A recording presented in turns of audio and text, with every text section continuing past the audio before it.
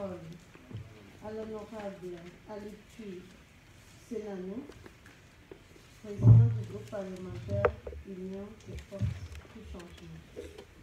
Vous avez la parole, s'il vous plaît. Merci, Excellence Madame la Présidente de l'Assemblée nationale. Excellence Madame la Présidente de l'Assemblée nationale, Excellence Madame le Premier ministre, Excellence Monsieur le ministre des Droits de l'Homme chargé des relations avec les institutions, Excellence Mesdames et Messieurs les ministres, Mesdames et Messieurs les commissaires du gouvernement, Monsieur le coordonnateur de la cellule de lutte de riposte contre la Covid, Mesdames et Messieurs les membres du bureau de l'Assemblée nationale et de la conférence des présidents, honorables députés, Mesdames et Messieurs. Le 6 mars 2020, soit 1 an et 10 jours, le premier cas, dit cas index, de la pandémie de coronavirus a été détecté au Togo.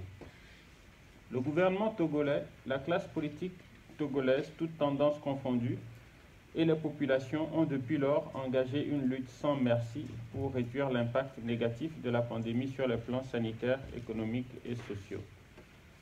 Au 16 mars 2021, le Togo a des cas cumulés de 8222 et avec 96 décès, contre 1572 cas cumulés et 37 décès au 16 septembre 2020.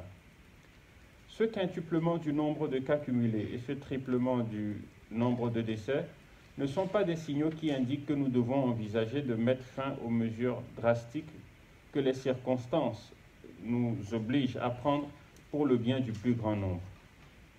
En dépit de ces chiffres en hausse, comme opposition parlementaire, une analyse objective de la situation nous oblige à reconnaître que nous avons évité le pire grâce à des choix parfois difficiles et impopulaires à court terme, mais qui se révèlent judicieux et salutaires. Comparé à nos voisins et à plusieurs pays africains, le Togo se porte relativement bien. Le Togo fait face à des défis importants, notamment celui de l'impact économique et social de cette crise et que les populations ressentent de plus en plus. Nous devons garder le Togo stable et en paix au plan politique pour nous permettre d'évaluer et opérer des choix politiques et économiques qui vont permettre à notre pays de minimiser l'impact économique et social de cette crise. Les ressources financières étant rares, nous encourageons le gouvernement à continuer à communiquer davantage pour permettre aux populations de mieux comprendre la situation et les enjeux.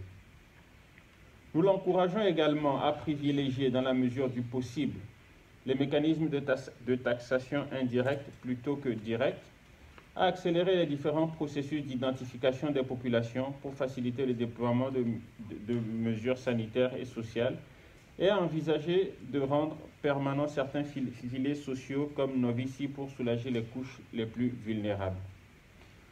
Nous mettons l'accent sur la question de l'identification des populations, notamment un recensement général dont le dernier date de 10 ans, et l'identification biométrique, car il devra nous permettre d'accélérer l'identification des populations, élargir l'assiette fiscale et optimiser l'allocation des ressources dans le déploiement des politiques sanitaires, sécuritaires, économiques ou sociales.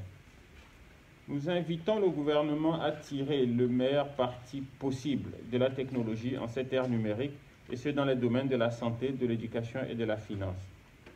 La pandémie à coronavirus n'est pas terminée à l'expiration de la période d'habilitation. Et le Togo est sur une pente ascendante en termes de cas cumulés et de décès.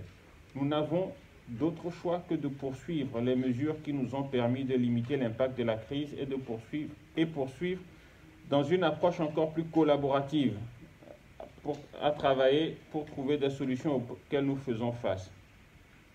Le groupe parlementaire UFC invite donc ses députés à voter favorablement pour la prolongation de l'état d'urgence sanitaire.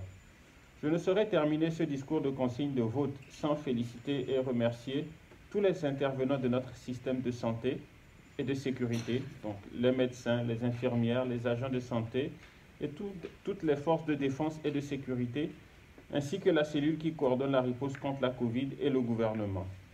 Mes remerciements vont également à nos partenaires traditionnels, notamment la France, l'Allemagne, les USA, l'Union européenne et les Nations unies.